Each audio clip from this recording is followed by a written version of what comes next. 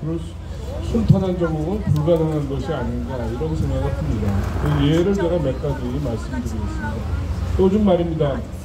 민노총의 거리 투쟁이 좀 격화되고 있습니다. 이 주말뿐만이 아니라 주중에도 여기 광화문과 시청 앞에 나와서 경찰들을 향해서 철봉을 휘두르면서 과격화되고 폭력화되고 있습니다. 시위가.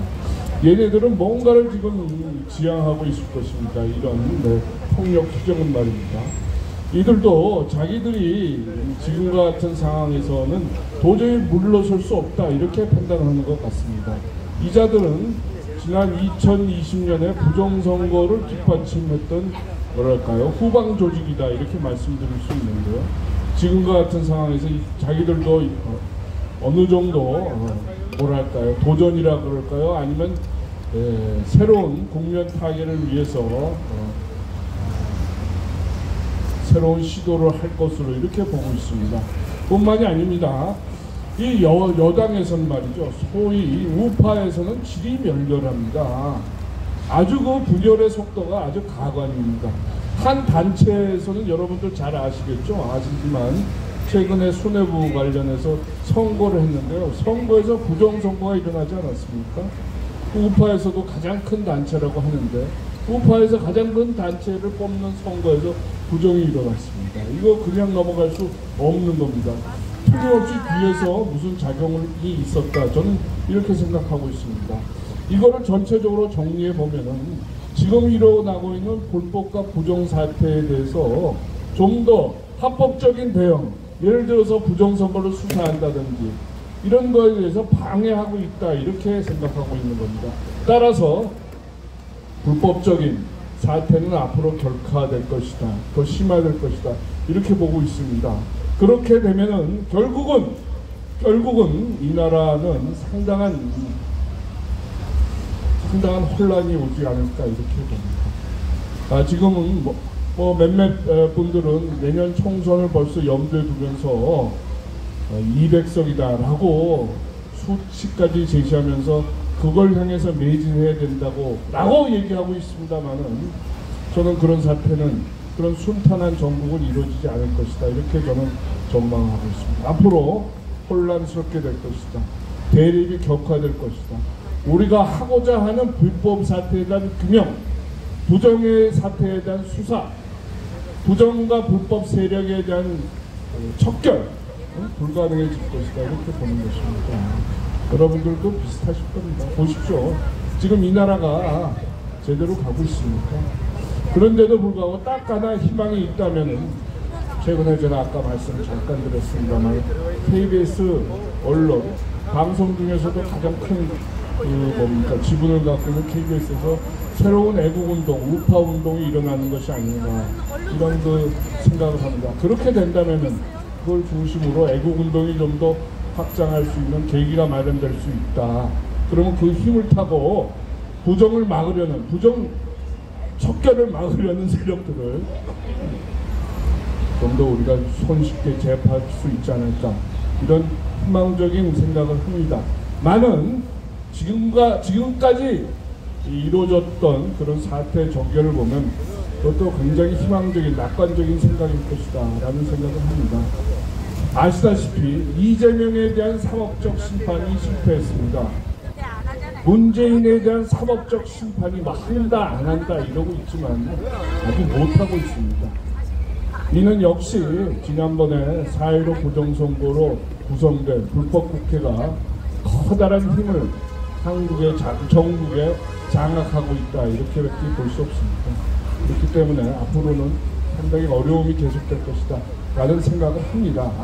그렇기 때문에 저는 이것을 파괴할 수 있는 유일한 방법은 하늘에서 커다란 힘이 내려와 갖고 이 국민들을 각성시켜 장악시키는 방법뿐입니다. 그걸 우리가 얘기하자면, 쉽게 얘기하자면 혁명인 것입니다. 그렇지 않고는 불가능합니다. 왜냐하면 더 다른 아시다시피 이 지도층 보십시오. 네? 부정부패로 찌든 이 지도층들이 이 부정과 부패를 해결할 의지가 없습니다. 네? 그냥 넘어가고 싶고 외면하고 싶고 말살하고 싶은 겁니다. 부정선거도 마찬가지고 불법 탄핵도 마찬가지고 이 불법적인 국회가 생산하는 각종 그 좌파 입법에 대해서도 아무런 그 제동을 걸거나 막으려는 노력을 하지 않고 있습니다. 이렇게 되면 어떻게 되겠습니까? 결국 이 나라는 커다란 혼란으로 빠져들 수밖에 없으며 그 혼란 끝에서 그 혼란 도중에 국민들이 그래도 애국 국민들이 살아서 있다면 애국 국민들이 이 국면을 타개하는 것은 혁명뿐입니다. 혁명을 우리한테 가져다 주십시오라고 기원하고 희고한다면 그때 어떤 새로운 국면이 열리지 않을까 싶습니다. 저는 이렇게 생각하고 있습니다. 그렇기 때문에 우리는 이걸 알아야 됩니다. 지금 우리나라에서 정법하고 합법적인 존재가 있다면은 그 사람은 단 한 사람밖에 없는 겁니다. 박근혜 대통령뿐인 것입니다. 그래서 그 사람이 그 양반이 싫다고 하더라도 이 나라를 바로잡으려면 합법적으로 바로잡으려면은 이 나라를 탈선한 그 지점에서 복원시키려면 박근혜 대통령의 그 합법적인 정통성이 필요하게 되는 겁니다. 여러분 이 점을 기억하셔야 됩니다. 우리 그 양반이 무슨 대통령의 호화로운 그 지위를 바라기 위해서 그 일 주의를 우리가 넘겨주기 위해서 제가 이런 말씀을 드리는 게 아닙니다. 이 나라를 바로잡기 위해서라면 법치가 이루어져야 되고 법치가 이루어지려면 법치가 깨진 지점에서의 복원되어야 되고 그러려면 불법 탄핵으로 물러난 박근혜 대통령의 복원이 우리를 위해서 우리 자식을 위해서 필요한 겁니다. 그런 말씀을 꼭 냉정하게 좀 기억해 주셨으면 좋겠습니다. 그것만이 이 나라를 살리는 길입니다. 이게 정파의 문제가 아닙니다. 정파의 문제가 아니에요. 청계천을 만들었던 어떤 전직 대통령은 부패 전직 대통령은 나와서 자신이 강건하게 살아있다고 지금 위세를 부리고 있습니다. 나라 망하는 겁니다, 여러분. 저 사람이 원하는 길을 간다면 나라를 망하는 겁니다. 아침 이슬을 또 불러야 돼요. 좌파들이 이 아스팔트를 점령했을 때 아침 이슬을 부르면서 우리는 또 타협하고 굴욕하고 굴종해야 됩니다. 앞으로 그런 일은 있어서는 안 됩니다.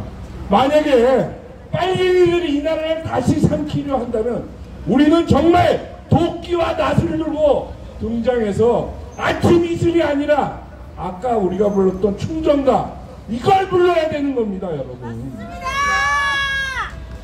이렇게 좀 아주 비극적이고 혼란스러운 상황입니다.